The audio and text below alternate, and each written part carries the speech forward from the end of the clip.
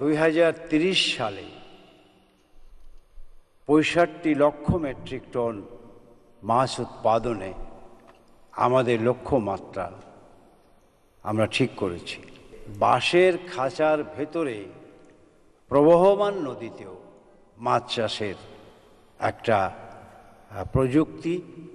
এবং পরিকল্পনা এই মন্ত্রণালয় নিয়ে কাজ করছে। মাননীয় প্রধানমন্ত্রীর নেতৃত্বে 2009 সাল থেকে আজ অবধি এই দেশের মাছ উৎপাদনে আমরা আমাদের প্রয়োজন মিটিয়ে আমরা সারপ্লাস হয়েছি। 2007-08-এ যেখানে আমাদের মৎস্য চাষের এই পরিসংখ্যান ছিল 25,73,73 মেট্রিক টন উৎপাদন, সেই থেকে আজকে আমাদের এই অনুষ্ঠানের প্রধান অতিথি প্রধানমন্ত্রী বঙ্গবন্ধু কন্যা শেখ হাসিনার নেতৃত্বে সরকার প্রায় 50 লক্ষ মেট্রিক টন মাছ উৎপাদনে এই সক্ষমতা আমরা অর্জন করেছি এবং 2030 সালে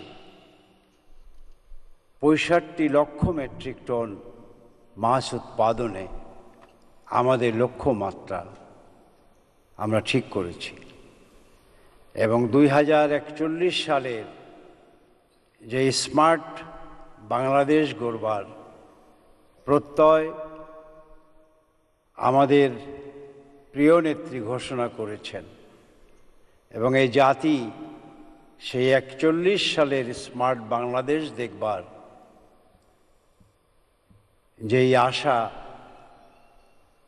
যেই আশায় বুক বেঁধেছেন, সেই 41 সালে আমাদের এই উৎপাদনের লক্ষ্যমাত্রা হবে 85 লক্ষ টন। সুতরাং এই মৎস্য খাতকে আরও অধিকতর সমৃদ্ধ এবং এই বঙ্গবন্ধুর সেই ঐতিহাসিক উক্তি যে আমার মাছই হবে দ্বিতীয় প্রধান বৈদেশিক মুদ্রা অর্জনের খাত, এবং সেই লক্ষ্য নিয়ে আমরা এগিয়ে যাচ্ছি এবং সেই লক্ষ্য পূরণে আজকে মৎস্য চাষের নানাবিধ যান্ত্রিকীকরণ এবং আধুনিক প্রযুক্তি ব্যবহার করে বিভিন্ন পরিকল্পনা আমাদের এই মন্ত্রণালয় গ্রহণ করেছে এবং আমি খুব সাদা মাথায়